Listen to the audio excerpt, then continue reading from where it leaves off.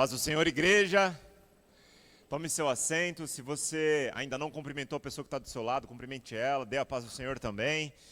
Que alegria estar contigo nessa noite, nesse domingo especial. Estou aqui desde de manhã, na verdade desde ontem. Tive a oportunidade de ministrar no encontro de líderes, hoje pela manhã no culto, e agora fechando esse domingo especial, começando a semana de forma extraordinária, pregando o Evangelho de Cristo Jesus e a extraordinária mensagem de Deus. Tenho certeza que irá mais uma vez renovar os nossos corações, transformar as nossas mentes para que saiamos daqui ainda mais parecidos com Ele. Amém? Bom, eu tenho como essa oportunidade, como um privilégio imenso.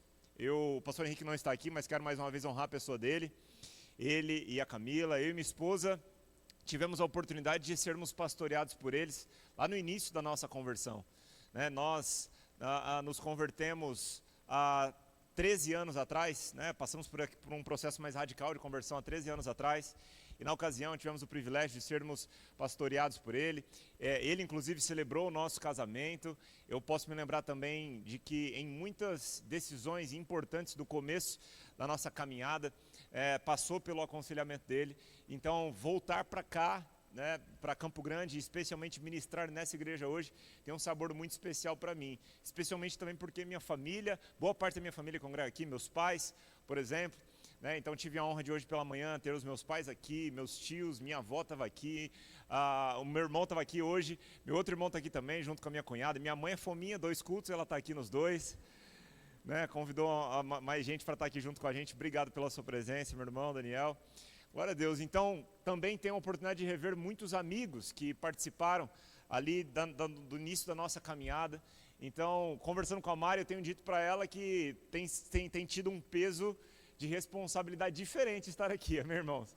Nos últimos anos, eu tenho tido a oportunidade de ter a graça de Deus em me conectar com líderes ao redor da nação, e tenho pregado em muitas igrejas, mas aqui, confesso para você que tem um peso de responsabilidade especial para mim, tem sido um privilégio imenso. Bom, conforme foi dito, eu sou Lucas Paulo, eu sou casado com a Mariana, que ali está minha esposa maravilhosa, somos casados há 10 anos, estamos há 15 anos juntos, somos pais da Luma, que está lá agora no Nova Inspiração, e temos dedicado os últimos anos da nossa vida, desde que especialmente saímos aqui de Campo Grande, saímos em 2020 daqui, mudamos no dia 5 de janeiro de 2020, passamos os últimos 6 anos plantando igrejas, auxiliamos uma plantação no Rio de Janeiro, plantamos 2 igrejas em São Paulo, e agora estamos passando um período importante processual, para que a gente possa ser preparado para uma nova estação, onde nós voltaremos para São Paulo em breve, agora para a fundação de um novo ministério. Então esse período aqui em Campo Grande para nós tem sido um tempo muito oportuno para uma preparação física, mental, espiritual, e temos tido a honra também de nesse período aqui, estarmos aqui na Ednes, recebendo da palavra de Deus, através da vida do pastor Henrique, e também desfrutando de comunidade com alguns dos irmãos aqui, amém? Então, me sinto honrado, mas vamos caminhar para o prosseguimento dessa série agora. Eu hoje quero continuar contigo a série Ritos e Razões, que foi aberta recentemente e tem progredido na missão de confrontar o nosso coração acerca das motivações pela qual fazemos tudo que fazemos na nossa vida cristã. Nas diversas atividades que cercam a nossa vida, nós precisamos sempre nos lembrar do porquê fazemos o que fazemos. Então, hoje, irmãos, é muito importante que nós aproveitemos essa oportunidade para que saiamos daqui com um propósito mais bem definido a respeito da missão que foi me dada de ministrar hoje, que é do porquê servir. Amém? Por que servir? Essa é a tratativa dessa noite, e é muito importante que a gente fundamente isso, porque é muito possível estarmos envolvidos com as coisas de Deus, sem compreendermos profundamente o motivo pelo que fazemos o que fazemos. E talvez esse seja um dos grandes problemas da igreja. Como pastor, eu posso perceber que vira e mexe isso pode atrapalhar pessoas na progressão da sua caminhada com Cristo Jesus e no seu serviço local. Trazendo inclusive para este âmbito local, quando pessoas aprendem a servir sem entender o significado espiritual do serviço, isso é um problema muito grande, porque quando o serviço não tem um propósito muito claro, muito bem fundamentado, ele se transforma apenas em uma obrigação religiosa. E com o tempo, tudo aquilo que você faz meramente por ser obrigação, pode vir a se tornar um peso. Tudo aquilo que você faz sem propósito claro pode vir a se tornar um peso para você. Mas quando falamos sobre o serviço cristão nessa terra, nunca foi plano de Deus ser um peso para nós. É por isso que nessa noite eu quero caminhar no entendimento de que o serviço que Jesus nos inspira não é meramente funcional.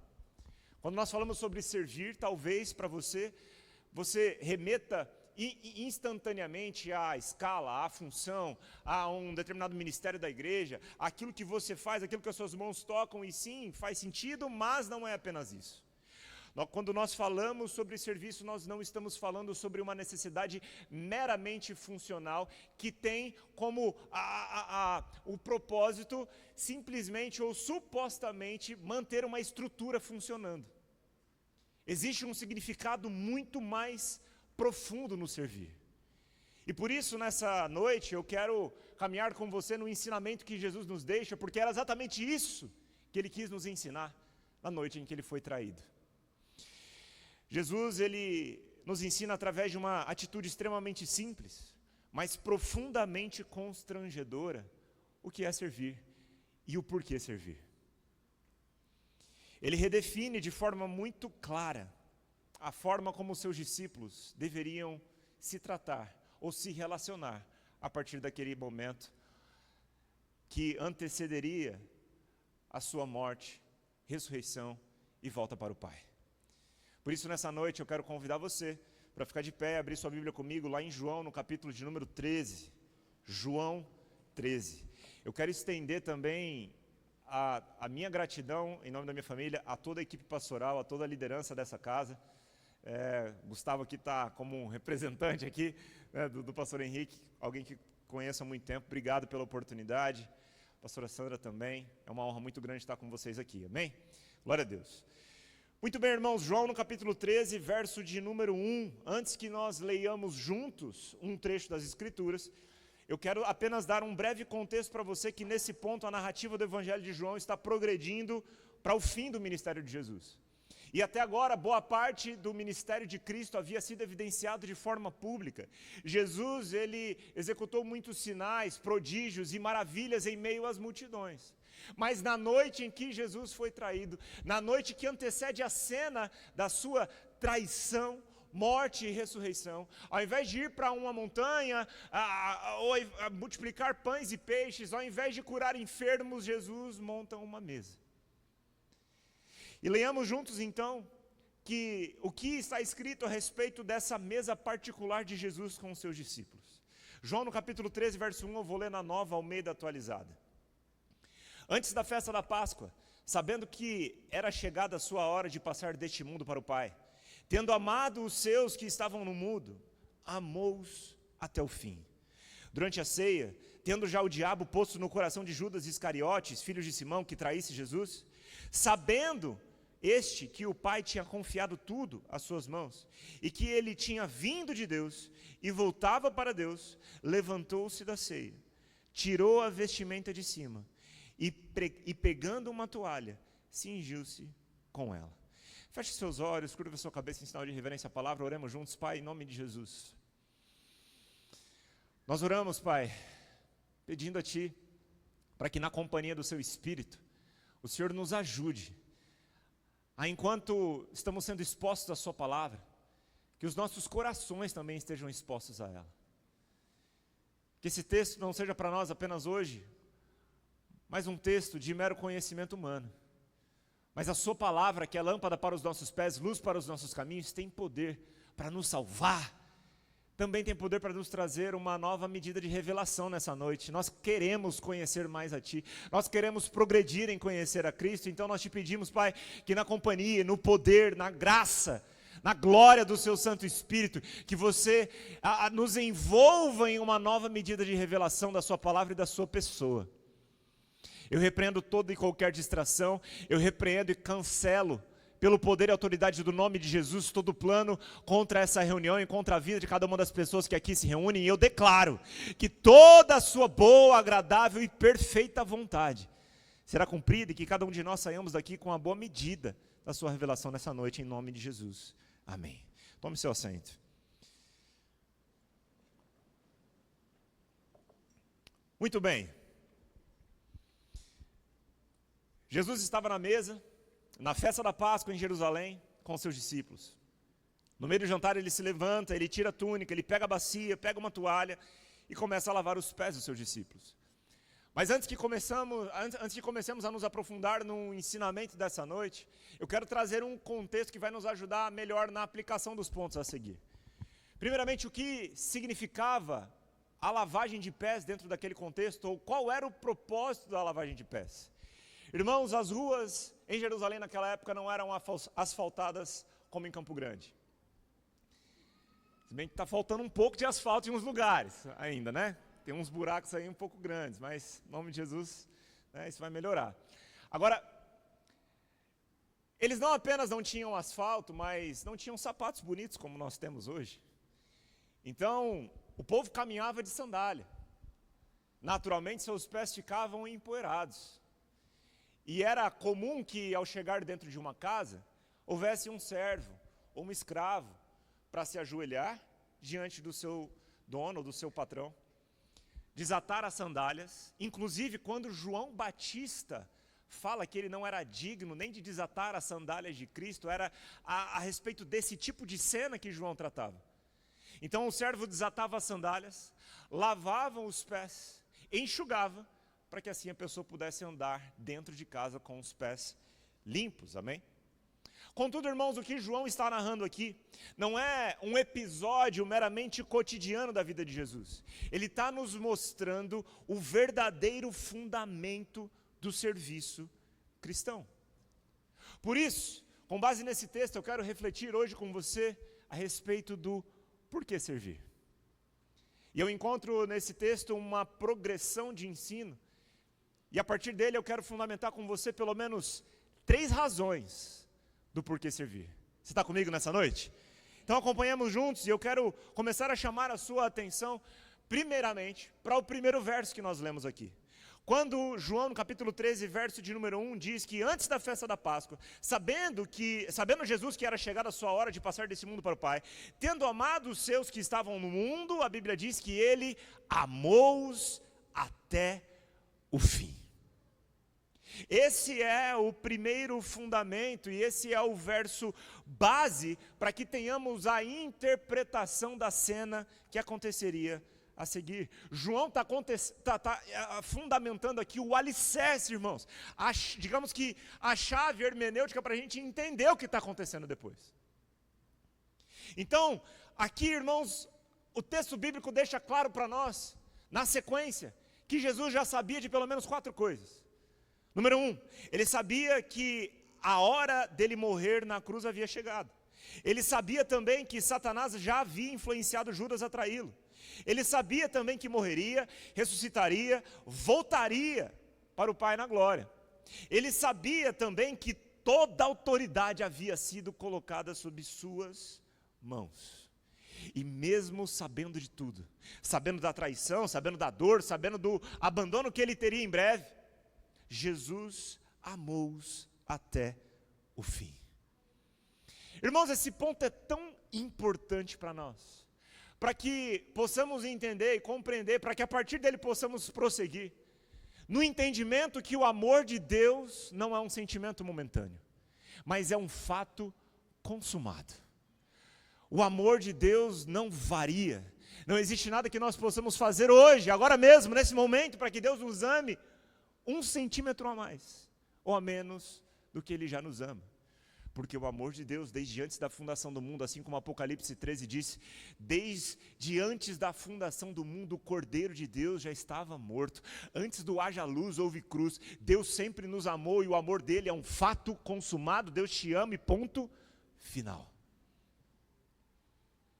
Agora, tão importante quanto entender que o amor de Deus é um fato consumado, é também entender que este amor, ele é expresso de forma prática. E Jesus agora, ele começa a lavar os pés dos seus discípulos, ele coloca uma toalha na cintura, ele pega uma bacia com água e ele começa a revelar aos seus discípulos a forma como ele ama. A forma como Deus ama é superior e nós precisamos olhar para ela, porque Cristo nos deixa a missão de amar como Ele nos amou. O amor de Deus, ele sempre será expresso através de doação, abnegação, entrega, serviço. Graças a Deus por isso, porque Deus tanto amou o mundo que deu o seu Filho unigênito, para nos provar que esse amor não ficou só em palavras, esse amor foi manifesto na cruz. O maior grito de amor que a humanidade já viu, a maior mensagem de amor que a humanidade já presenciou, foi a cruz do Calvário. Deus se entregou. Irmãos, Deus ele é tão bom conosco que quando Ele pensou em nos presentear, Ele deu o que havia de melhor. Ele mesmo. E hoje, Ele não pede que façamos nada que Ele não tenha feito antes por nós. Aqui Jesus, antes de ir para a cena principal da narrativa dos evangelhos, que seria a morte e ressurreição dele, Ele nos deixa um exemplo. Quando todos esperavam um Messias que viria com uma espada para libertar o povo, quando todos esperavam um Messias que se assentaria naquele tempo, num trono, o nosso Messias é rei, amém? Ele voltará para se assentar no trono de Davi. Muito em breve ele reinará durante 1000 anos sobre a terra, amém? Mas naquele tempo, irmãos, Jesus ele veio se revelar como um servo. Quando todos esperavam a espada, Jesus escolhe a toalha e a bacia. Graças a Deus que a doação e a entrega de Cristo inspirou homens que me deram a oportunidade de ouvir o Evangelho. Estava eu aos meus 16 anos, na casa dos meus pais um dia. Meu sonho era ser jogador de futebol, mas eu estava passando férias da casa dos meus pais, e eu acordo um dia pela manhã e encontro um homem consertando a máquina de lavar dos meus pais na lavanderia, né, da casa deles. Até então eu já tinha visitado igrejas algumas vezes com a minha avó, quando eu era criança, mas meus pais ainda não eram convertidos, meus irmãos ainda não eram convertidos, eu não tinha nenhum amigo crente. E naquela ocasião, aquele servo de Deus olhou para o lado, me enxergou e serviu a minha vida pregando o Evangelho. Na lavanderia da casa dos meus pais, eu fui lavado pelo sangue do Cordeiro. A partir dali, a minha história mudaria por completo. Na época eu volto para jogar futebol, eu estava morando no interior de São Paulo, eu procuro uma igreja para começar a ouvir o Evangelho e frequento um tempo uma Assembleia de Deus, né, lá. Eu fui envolvido nessa atmosfera pentecostal, por isso se tiver uns 10 canelas de fogo para me acompanhar com seu glória a Deus aí até o final, eu vou ficar muito grato, aleluia. E tempos depois, eu volto para Campo Grande. Na época, enquanto estava em Marília, eu, embora tenha tentado ali frequentar a igreja por um tempo, eu tinha jogos nos finais de semana, não consegui ter uma vida, né, congregacional, digamos assim. Eu ainda não tinha entendido o que era ser discípulo de Cristo. Então, alguns anos depois que eu estou em Campo Grande, Deus envia um novo servo atrás de mim. O reverendíssimo Marco Antônio Maia, pai do pastor Henrique Maia, pregou o Evangelho para mim na academia. E falou: olha, meu filho, ele é líder de jovens. E me levou na época para o grupo de jovens que o pastor Henrique liderava. A partir dali, irmãos, a minha vida começa a mudar radicalmente. Com o tempo, o Senhor alcança minha casa, meus pais se convertem, meus irmãos se convertem, meus avós, meus tios, primos. Eu parei para pensar recentemente e eu tive a oportunidade de batizar vários deles nas águas. Aprove a Deus de me alcançar através da disponibilidade de servos que entenderam o que Cristo fez por eles e por isso não estavam vivendo uma vida só para si. Aquele homem que estava consertando a máquina de lavar dos meus pais não estava ali a serviço dos meus pais. Ele estava ali a serviço de Deus. Com, entre aspas, disfarce de técnico de lavanderia, ele estava ali para uma missão maior: servir a Cristo, pregando o Evangelho para mim. quando nós entendemos, quando nós temos como base a premissa de que Cristo nos amou e nos amou até o fim, nós precisamos entender que esse amor ele é incondicional. Esse amor ele não muda. E o fato dele ter nos amado até o fim, homens e mulheres desprovidos da graça, ou seja, desgraçados, literalmente destituídos, irmãos, da glória de Deus, como Paulo fala aos Romanos, pecadores, inimigos de Deus. Quando nós entendemos a nossa realidade sem Cristo e entendemos o que Cristo fez para nos ter, irmãos, não deveríamos fazer contas com Deus na medida de entrega que nós devemos fazer por Ele. E na sequência, Jesus ele vai começar a nos instruir agora a respeito não apenas do que Ele fez por nós, mas do que Ele fez em nós. E o primeiro ponto, a primeira razão pela qual servir, já está fundamentado aqui. Nós servimos porque nós fomos amados por Cristo. Essa é a premissa base. E agora, a partir dessa premissa, Jesus ele começa a ensinar aos seus discípulos a respeito do que Ele fez em nós. Então nós chegamos ao versículo de número 6, e a Bíblia diz que, quando se aproximou de Simão Pedro, este lhe perguntou: vai lavar os meus pés, Senhor? Jesus respondeu: o que faço você não compreende agora, mas vai entender depois. Então Pedro disse: o Senhor nunca lavará os meus pés. Era contraditório, irmãos, para Pedro. Não cabia na lógica humana a cena que Pedro estava enxergando. Pedro olhava para Jesus como mestre, o Messias, o Salvador.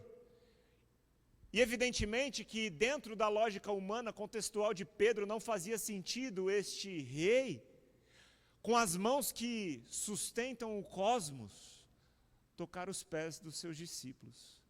Homens frágeis, simples, homens que até então viviam às margens da sociedade, homens que não tiveram a oportunidade de serem ensinados pelos mestres da lei, homens que não tinham muito estudo. O mestre simplesmente vem e se ajoelha diante deles. Mas o seu caráter servil, ele é bem apresentado lá, por exemplo, em Marcos no capítulo 10, verso 45, quando Marcos diz que, pois o próprio Filho do Homem não veio para ser servido, mas para servir e dar a sua vida em resgate por muitos. É por isso que Filipenses no capítulo 2, versos 6 e 7 diz que, mesmo existindo na forma de Deus, não considerou ser igual a Deus algo que deveria ser retido a qualquer custo. Pelo contrário, ele se esvaziou, assumindo forma de servo. Jesus estava servindo porque a natureza de Deus é servir. Jesus estava amando enquanto lavava os pés dos seus discípulos, porque o amor ele se expressa em doação, entrega. É por isso que Paulo, ao escrever aos Efésios, no capítulo 5, a respeito do casamento, ele delega ao homem a responsabilidade de amar a sua esposa na mesma medida que Cristo amou a igreja. Por quê? Porque o amor ele tem uma forma, o amor ele tem uma evidência, e quando Paulo, ele equivale a responsabilidade do homem para com a mulher, assim como ao que Cristo fez pela igreja, ele está apontando para uma forma, e na sequência ele diz, como Cristo amou a igreja? Ele se entregou por ela. Jesus está se entregando pelos seus discípulos ali. E agora, quando ele chega até Pedro, e Pedro o questiona, Pedro acha um absurdo a cena, Pedro ele fica confuso com o que está acontecendo, Jesus precisa explicar não apenas o que ele estava fazendo, mas o que ele faria em nós, o porquê ele estava fazendo o que ele estava fazendo. Precisava ficar mais claro aos seus discípulos. Amém? E aí na sequência, a gente vê Jesus respondendo a Pedro, verso de número 8, ao que respondeu Jesus: se eu não lavar, você não terá parte comigo. Irmãos, aqui a conversa deixa de ser sobre pé, bacia, água e toalha. Aqui a conversa entra num nível mais profundo. A lavagem de pés aqui está apontando para uma realidade muito maior. Jesus está falando de um tipo de limpeza que água nenhuma nessa terra pode fazer. Jesus está falando sobre uma transformação que estaria por vir, um tipo de limpeza que não altera apenas a realidade exterior, mas que transforma toda a nossa vida. E subentendendo que existia um mistério a ser revelado ali, Pedro agora entende: Senhor, se eu não terei parte contigo, então ele continua dizendo: Senhor, lave não somente os pés, lave também as mãos e a cabeça. Na sequência, verso de número 10, Jesus responde: quem já se banhou não precisa lavar nada, a não ser os pés, pois quanto ao mais, está todo limpo. E vocês estão limpos, mas não todos, pois ele sabia quem era o traidor, e foi por isso que disse: nem todos estão limpos. Agora, para ensinar a Pedro a respeito da limpeza purificadora que Jesus promoveria na cruz do Calvário muito em breve, ele questiona e confronta o entendimento que ele estava tendo daquela cena. E mais, não somente a Pedro, mas a todos os seus discípulos. Por isso que no verso de número 12, agora avançando, a Bíblia diz que depois de ter lavado os pés, Jesus pôs de novo as suas vestimentas e, voltando à mesa, perguntou-lhes: vocês compreendem o que eu lhes fiz? Jesus está provocando os discípulos a uma reflexão da cena que eles haviam acabado de presenciar. Isso porque Jesus não estava aqui ensinando meramente um ato litúrgico. Jesus não queria apenas que eles repetissem uma cena no futuro, sem que fosse a partir da mesma premissa e do mesmo propósito. É por isso que Jesus está perguntando: vocês estão entendendo o porquê eu fiz o que eu fiz? Em outras palavras, é isso que ele está tentando provocar os seus discípulos a pensarem. Porque o que ele havia feito era óbvio, ele tinha lavado os pés. Aquela cena era cotidiana para os discípulos. Mas Jesus, sabendo que eles sabiam o que aquele ato representava no seu cotidiano, está perguntando: vocês estão entendendo o que eu fiz? O que ele fez não foi só lavar os pés. E Jesus, ele provoca o nosso entendimento, como nós estamos tratando sobre a motivação. A gente está trabalhando uma série aqui sobre manutenção do propósito, amém, irmãos? Jesus, ele está provocando os seus discípulos nessa mesma questão, com essa mesma ênfase. Vocês estão entendendo o porquê? Porque quando, por exemplo, Jesus multiplica pães e peixes, nós vemos na cena a seguir que depois daquela multiplicação maravilhosa, esplendorosa, o que acontece? Jesus entra no barco, atravessa o mar da Galileia, ele vai para o outro lado da margem, e aquele povo que tinha comido pão e peixe multiplicado segue Jesus. E quando eles chegam do outro lado da margem, Jesus olha para eles e, entendendo a motivação pela qual eles estavam seguindo Cristo, Jesus olha para eles e diz: vocês estão aqui, não porque entenderam um sinal, mas porque eu lhes dei o que comer. Seguir a Cristo com um nível de revelação que nos dá a motivação de segui-lo apenas pelo que ele pode fazer, é tão pequeno, irmãos, quando comparado ao nível de revelação, do entendimento, do porquê ele fez o que fez. Da mesma forma como Jesus, ele provoca a multidão, como quem estivesse dizendo a eles: olha, vocês deveriam entender o sinal, o reino de Deus é chegado entre vós, cegos de nascença estão sendo curados, o que antes não acontecia agora está acontecendo, o que os profetas declararam está acontecendo, eu não sou apenas mais um profeta, eis o Messias anunciado diante de vós. Da mesma forma, Jesus está provocando os seus discípulos. E faz essa provocação para nós hoje. Porque ao entender o porquê ele fez o que fez, deveríamos também entender o porquê ele daria a instrução que viria a seguir. No verso de número 13, Jesus continua agora dizendo aos seus discípulos: vocês me chamam de mestre e de Senhor, e fazem bem, porque eu sou. Jesus, ele não nega a sua autoridade para ter feito o que fez. Pelo contrário, Jesus usa da sua autoridade para ensinar que o que ele fez tinha um propósito. Na sequência, ele continua dizendo: ora, se eu, sendo Senhor e Mestre, lavei os pés de vocês, também vocês devem lavar os pés uns dos outros. Porque eu lhes dei o exemplo, para que, como eu fiz, vocês façam também. Irmãos, é digno de nota que esta é a única vez a qual Jesus diz aos seus discípulos que deixaria um exemplo. E esse exemplo foi de servidão. Mais uma vez, Jesus não está apenas apontando para o ato. Jesus não está transmitindo aqui, por exemplo, um sacramento, né? Jesus ele está deixando um exemplo. O lava-pés ele não é um ato sacramental, como por exemplo a ceia e o batismo. Amém? Embora o exercício prático de lavar os pés de alguém possa ser muito proveitoso se você entende o porquê faz o que faz. E eu encorajo você, inclusive, a fazer um pequeno grupo nessa semana, amém? Mas Jesus, ele não está aqui instituindo meramente um ato cerimonial. Jesus está deixando um exemplo. Ele está ensinando para nós um modelo de vida. Nessa cena, o que mais importa em si não é o rito, não é o ato, mas é o significado de servir. Eu me lembro que tive a oportunidade de crescer no entendimento e na revelação desse significado, quando um dia o pastor Henrique me chamou na igreja e falou assim, cara, o que você acha de você começar a servir aqui? Eu tinha acabado, né, de passar ali pelo meu processo mais radical de conversão, na verdade estava no começo desse processo, né, mas estava começando a frequentar a igreja com mais frequência. A minha esposa, ela sempre foi o meu exemplo, né? Ela já servia na época no departamento infantil da igreja, mas eu ainda não.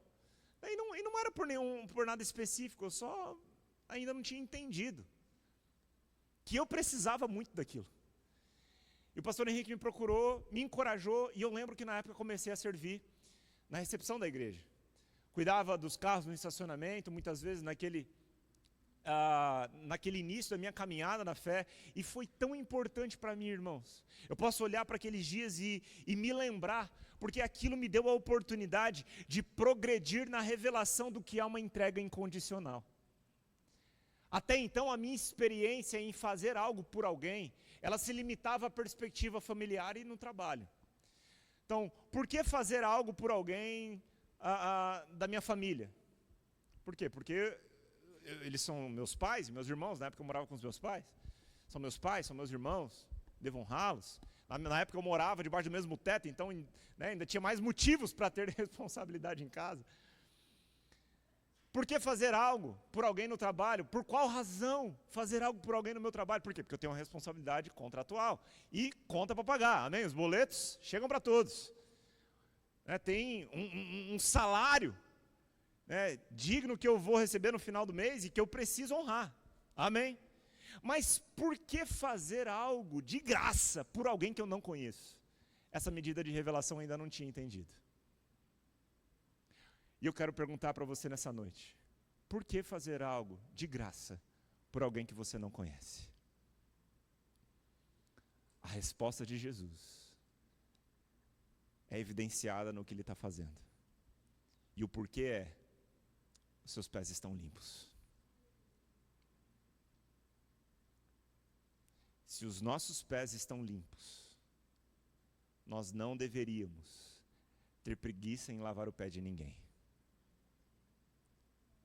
A questão é, nós entendemos o que Cristo fez por nós? Nós entendemos o que é sermos lavados por Cristo? Nós entendemos o ato purificador, redentor, consumador de uma vez por todas que Jesus fez na cruz do Calvário? Nós entendemos quem somos em Cristo Jesus? E Jesus está fazendo algo diretamente com Pedro, talvez especialmente com Pedro, porque Pedro ele era mais proeminente nas suas respostas, né? Ele tinha mais intrepidez e ousadia em responder Jesus, possivelmente por ele ser mais experiente, mais velho. Isso também conta um pouco a respeito da personalidade dele. Fato é que estudiosos das Escrituras, muitos deles dizem que Pedro ele era como o líder dos discípulos. Ainda que seja verdade ou não, faz algum sentido quando a gente vê o posicionamento de Pedro diante deles. Mas é importante a gente entender que, sabendo talvez que Pedro estivesse pensando em ser o líder dos discípulos, antes de Jesus ir embora, ele deixa um exemplo do que é ser líder. Antes de Jesus ir embora, o mestre mostra a lavar os pés dele. que existe um padrão a ser estabelecido. Existe um padrão a ser seguido. E muitos não querem que seus pés sejam lavados, não por mero constrangimento. Se a gente fizesse um lava-pés agora, talvez teriam pessoas que falam, não lava o meu pé. Mas, sabe, irmãos, muitos se esconderiam através de um suposto constrangimento que, na verdade, revela uma falsa humildade de não ter que fazer o mesmo pelo outro. Quando Pedro olha para Jesus e fala, Jesus, você nunca vai lavar os meus pés. Talvez seria pelo fato de que Pedro não estaria disposto a fazer o mesmo pelos que estavam ao seu lado. Por quê? Se ajoelhar diante de alguém, naquele contexto, mostra inferioridade. Quem está entendendo o que eu estou dizendo? Mas enquanto um discípulo de pés sujos sempre está à procura de alguém para lavar os seus pés, um discípulo de pés limpos sempre está à procura de alguém para lavar os pés. No reino de Deus, na dinâmica do reino, o outro sempre vem antes do eu. Na dinâmica do reino, nós sempre consideramos o outro superior a nós. Então Jesus aqui, Ele está nos ensinando não apenas o que Ele faria. O que Jesus fez por nós, irmãos? Ele nos amou até o fim. Mas o que Jesus fez em nós? Jesus nos transformou. Ele mudou a nossa perspectiva. Ele nos deu uma nova ótica. Ele nos deu a possibilidade de enxergar por um novo prisma. Ele nos deu novas lentes para caminharmos nessa terra. Então, por que servir? Porque nós somos transformados por Cristo. Quem entende quem é em Cristo, não tem por complexo de inferioridade se ajoelhar diante de outro. Quem entende quem é em Cristo, não sofre com crise de identidade ao servir alguém. Porque aqueles que foram lavados, foram também providos de uma capacitação de Deus, para fazer pelo outro aquilo que Cristo fez por nós. Na sequência, irmãos, eu quero dar um salto com você para a gente caminhar para o encerramento dessa mensagem, lá para o verso de número 34. A cena decorre nesse trecho, mas quero ressaltar o que Jesus instrui aos seus discípulos já no final desse capítulo. Então fundamentamos aqui o que Cristo fez por nós, e Cristo nos amou. O que Cristo fez em nós, Cristo nos transformou. Agora, irmãos, além disso, Jesus ele vai trazer um novo mandamento aos seus. Lá no verso de número 34, a Bíblia diz, eu lhes dou um novo mandamento, que vocês amem uns aos outros, assim como eu os amei, que também vocês amem uns aos outros. Jesus é enfático em reforçar o amor uns aos outros. Porque após a sua morte e ressurreição, Jesus partiria e estaria fisicamente ausente dos seus discípulos. Os seus discípulos não poderiam ir para onde Jesus iria. Mas tinha uma coisa que os discípulos poderiam fazer na ausência de Jesus. E aí que a gente chega nos versículos que são a chave do comissionamento, como o clímax dessa passagem. Jesus entrega aos seus discípulos um novo mandamento. Já existia um mandamento fundamentado no amor, na lei, dada por Deus a Moisés e transmitida ao povo. Lá em Levítico 19, verso 18, Moisés instruiu o povo israelita dizendo, ame o seu próximo como você ama a ti mesmo. Agora Jesus ele vai dar um novo mandamento. Cumprindo a lei, ele vai nos ensinar a respeito de uma realidade superior de vida. O novo mandamento é novo no sentido do ponto de referência. O que muda é que agora o ponto de referência não sou eu. O ponto de referência não é o quanto eu me amo. O ponto de referência é o quanto Jesus me ama. E mais, não é apenas o que eu estaria disposto a fazer por mim, mas o que Jesus se dispôs a fazer por mim. Ele eleva o nível. Ele coloca aqui, irmãos, a referência no mais alto lugar. O referencial de Cristo é incomparavelmente mais alto. Mas essa seria a única forma na qual, nesse novo tempo, eles seriam identificados como discípulos de Jesus. Verso de número 35, Jesus diz: nisto, ou seja, no que ele acabou de falar, todos conhecerão que vocês são meus discípulos. E Jesus reforça: se tiverem amor uns aos outros. Perceba, Jesus está dizendo: é nisto que todos saberão que vocês são meus discípulos. Enquanto Jesus estava aqui, era fácil saber quem era discípulo. Se Jesus entrava no barco, os discípulos estariam lá. Se Jesus entrava em Cafarnaum, seus discípulos estariam lá. Se Jesus ia para as margens do Mar da Galileia, os discípulos estariam lá. Se Jesus entrava no templo, os discípulos estariam lá. Se Jesus estava na festa da Páscoa como essa, os discípulos também estariam com ele. Mas agora que Cristo não está fisicamente mais presente aqui, como é que nós sabemos quem é discípulo dele? Como é que a gente sabe quem são os autênticos discípulos de Jesus? A resposta é: onde tem gente amando e servindo, como Jesus ama e serve. Irmãos, o amor uns aos outros é a expressão do maior nível de espiritualidade que se pode haver. Ainda que sejamos usados pelo Senhor com muitos dons, e ainda que haja essa necessidade, ainda que Paulo fale para que nós busquemos os dons com zelo, assim como Paulo escreve em 1 Coríntios, no capítulo de número 12, Paulo faz uma listagem dos dons, Paulo encoraja a igreja, Paulo traz ordem na igreja a respeito dos dons, porque é necessário que nós fluamos nos dons. Amém? Aleluia! Contudo, irmãos, ao fechar o capítulo 12, Paulo anuncia que ao entrar no capítulo 13, ele falaria a respeito de um modo de vida superior.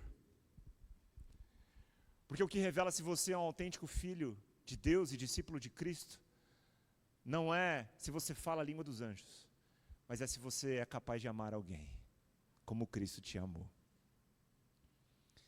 É por isso que ao abrir o capítulo 13, ele fala sobre o amor. Ainda que dessemos os nossos corpos para serem queimados, de nada valeria, irmãos, se não fosse pautado nesse amor. O que identifica o crente é o amor que ele tem uns pelos outros. Este é o selo de autenticidade do discípulo. É por isso que 1 João no capítulo 3, verso 16, a Bíblia diz: nisto conhecemos o amor, que Cristo deu a sua vida por nós, e devemos dar a nossa vida pelos nossos irmãos. Jesus aqui não está pedindo um favor para nós. Jesus está nos dando um novo mandamento. Aqueles que são discípulos não podem ter isso por opcional. Aqueles que são discípulos devem receber isso como uma ordem. Então, irmãos, por que servir? Primeiro, porque Cristo nos amou. Segundo, porque Cristo nos transformou. E terceiro, porque agora, quando Cristo iria ao Pai, Ele deseja se revelar ao mundo através de nós. Então, o terceiro fundamento, a terceira razão, é que Cristo Jesus deseja se revelar ao mundo através de nós. E cada um de nós devemos acolher essa atribuição da forma como nos é cabida, não segundo a nossa perspectiva, mas segundo uma revelação de Deus. No corpo existe uma pluralidade de membros com a pluralidade de funções, com a diversidade de funções. Cada um de nós somos chamados para edificar o corpo de Cristo e abençoar o mundo, expandir o reino de Deus, segundo a vocação que o Senhor nos chamou a executar nessa terra. Contudo, irmãos, não podemos usar como desculpa ou diminuir aquilo que acontece dentro da igreja local em detrimento do que você faz fora dela. Todos nós temos responsabilidades as quais devemos executar além deste recinto, amém? Existem pessoas aqui com responsabilidades delegadas pelo Senhor de influenciar nas mais diversas esferas da sociedade. Contudo, irmãos, quando trazemos para o âmbito da igreja local, precisamos entender que, ainda que nem todos nós iremos servir na mesma medida dentro da igreja local, é muito necessário que você se envolva nisso. Se é possível, irmãos, para você. E quando eu falo se é possível, é importante você fazer uma autorreflexão, uma autoavaliação, porque essa instrução é dada primeiro aos discípulos, dentro de uma particularidade daqueles que viram Cristo. Se nós que vimos o Cristo não sabemos caminhar nesse exemplo aqui, por que caminharemos lá fora? Então eu quero encorajar você. Eu nem conversei com o pastor Henrique sobre isso, mas eu quero encorajar você a ser um voluntário nessa igreja, se é possível para você. Mas eu quero encorajar você a não apenas cumprir uma escala. Eu quero encorajar você, assim como Cristo está me encorajando por essa palavra, a perpetuar um exemplo. Servir ao próximo não é um ato, é um modelo de vida. Não é algo que você faz uma vez a cada 2 meses quando você está na escala. É algo que faz parte do seu estilo de vida onde quer que você esteja, inclusive enquanto está na igreja local. Não faz sentido entrarmos aqui, celebrarmos a Cristo e sairmos daqui sem olhar para o lado, sem discernir o corpo. E sabe, irmãos, isso vai custar algo para você. Isso vai te custar. E quando eu falo sobre um custo, não estou falando sobre um preço que se paga para obter algo que Cristo não tenha nos dado. Na cruz, Cristo conquistou por nós o que nós mesmos seríamos incapazes de conquistar. Uma gota do sangue de Jesus vale muito mais do que uma vida de suor humano. Agora, não estou falando sobre algo que você faz para merecer algo de Cristo. Estou falando sobre algo que você faz por ter recebido algo dele. E isso custa. Custa renúncia, custa tempo, custa abrir mão de coisas que muitas vezes não são ilícitas, mas que talvez não contribuem ou não corroboram para o cumprimento do propósito do Senhor sobre sua vida. E eu tenho buscado uma maior maturidade nesse entendimento ao longo dos últimos anos. A gente está num momento bem específico da nossa vida agora, onde nós estamos nos preparando para dar um novo passo, que vai exigir uma nova medida de renúncia da nossa parte também, uma nova medida de dependência da parte do Senhor. Mas eu posso olhar para trás e perceber que houveram muitos momentos difíceis. Eu, como pai, vi minha filha nascendo longe dos avós, longe da família. Os pais da minha esposa já faleceram. Então, os meus pais são os únicos avós que minha filha tem. Minha filha é a única neta, por enquanto, dos meus pais. E tendo ela nascido longe, ela nasceu em São Paulo, nasceu em Campo Missionário.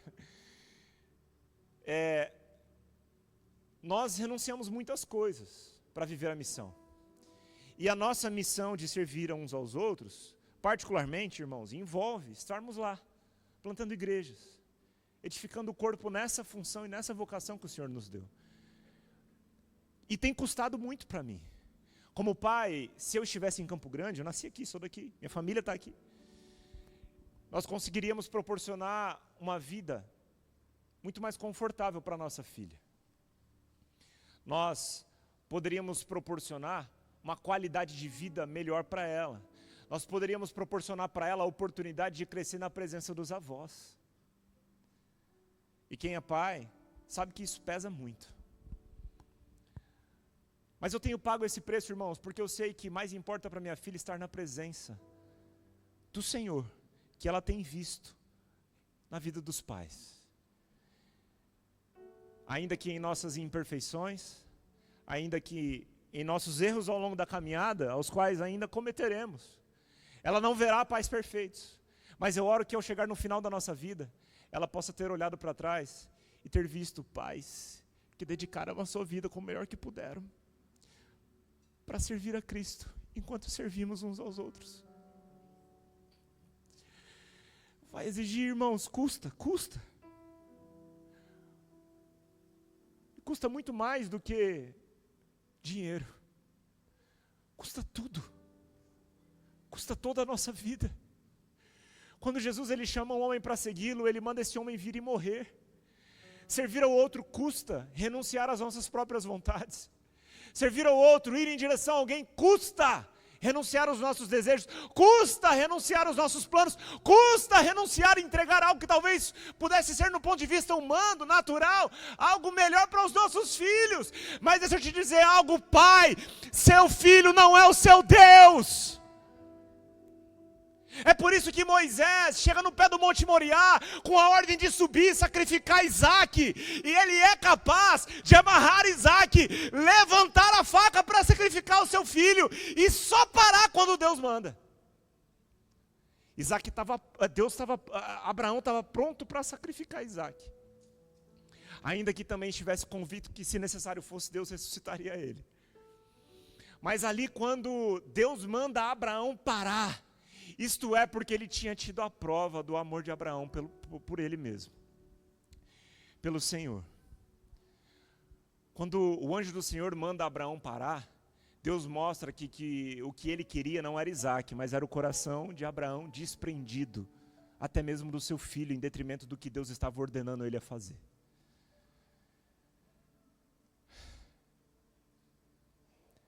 É nessa medida de renúncia que eu tenho procurado progredir e amadurecer. É evidente que eu estou dizendo para você, não significa você negligenciar os seus. Não é isso que eu estou dizendo, irmãos. Afinal de contas, o que adianta servir ao mundo e não servir aos seus, ganhar o mundo e perder a sua própria alma, perder a sua casa? Não é esse o ponto. Você tem que estar disposto a fazer pelos seus primeiro, dar o exemplo para os seus primeiro, mas não apenas para os seus, e esse é o ponto. Cuidado para não colocar a sua família e os seus filhos num altar que só cabe ao Senhor. Cuidado para não negligenciar a ordem do Senhor, em detrimento daquilo que você tem permitido sentar no trono do seu coração. O maior exemplo que você pode dar ao seu filho, não é o quanto você serve somente a Ele, mas é o quanto você serve ao seu Senhor. Ainda que para isso seja necessário você renunciar coisas que você poderia oferecer a Ele. O melhor que nós podemos deixar para os nossos não é uma herança material, mas é um legado. Quando eu falo sobre herança, eu falo da perspectiva de que herança é aquilo que nós podemos deixar para alguém. Quando eu falo sobre legado, eu falo da perspectiva de que legado é aquilo que nós podemos deixar em alguém. Mais do que deixar coisas, precisamos imprimir marcas. Mais do que deixar coisas que a traça corrompe, precisamos deixar um legado que proporcionará a oportunidade de que os nossos caminhem no exemplo de servir ao Senhor e obedecer à sua instrução, de amar não somente eles, mas o mundo todo, dando o exemplo de Cristo. Isso vai te forjar, te confrontar, a caminhar uma légua a mais com alguém que você nem conhece. A caminhar uma légua a mais com alguém que na perspectiva lógica nem merece. De graça, por alguém que você nem sabe o nome talvez. Mas porque você sabe que outrora Cristo fez por você. E agora os seus pés estão limpos. É por isso que você caminha numa perspectiva contrária ao que é natural e cabível e lógico.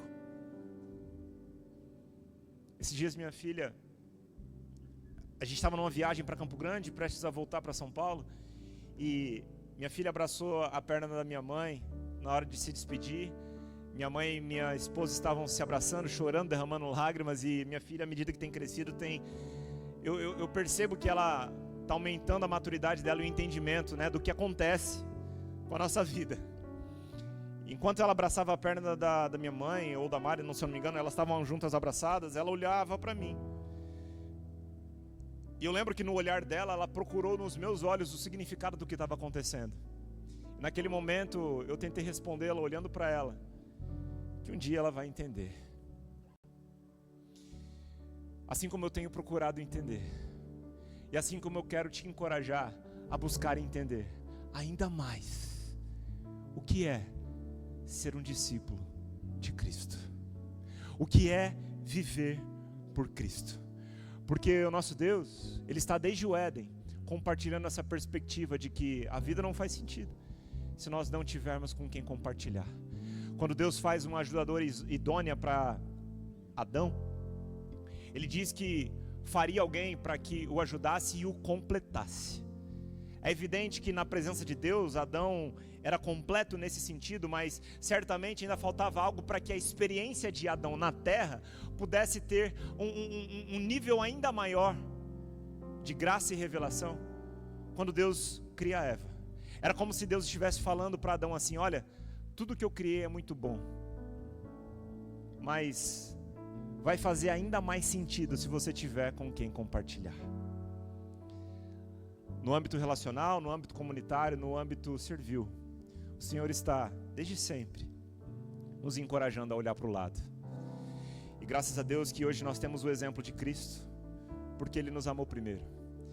E por Ele ter nos amado de modo incondicional, de modo que nós não merecíamos, nós podemos assim fazer também. E eu quero te encorajar a algo nessa noite para a gente encerrar. A gente vai orar uns pelos outros aqui.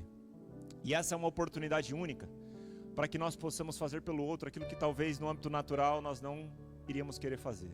Especialmente no sentido de que numa comunidade local criam-se muitos problemas, né? Se você está num lugar com mais alguém, você já tem muitas razões para ter problema, irmão. Gente tem problema. Se você não tem problema com ninguém aqui, você não é membro. Só essa é a possibilidade de você ser isento de problema nessa comunidade. Mas certamente, em Cristo você encontra o exemplo para perdoar, para restituir, para liberar perdão, para lavar os pés do outro. Você está disposto a lavar os pés de alguém hoje? Eu não falo no sentido natural, a gente não tem bacias e toalhas aqui. Mas eu falo no sentido de ir ao próximo e fazer pelo próximo aquilo que Cristo fez por você. Que seja numa oração, numa palavra de encorajamento, numa autodoação, irmãos. Esse é o exemplo que Cristo nos ensina. E essa é a melhor oportunidade para que sejamos treinados e pratiquemos o seu exemplo. Para que quando saiamos ao mundo, Cristo seja revelado à medida que as pessoas possam reconhecer que somos seus discípulos. Fique de pé no seu lugar.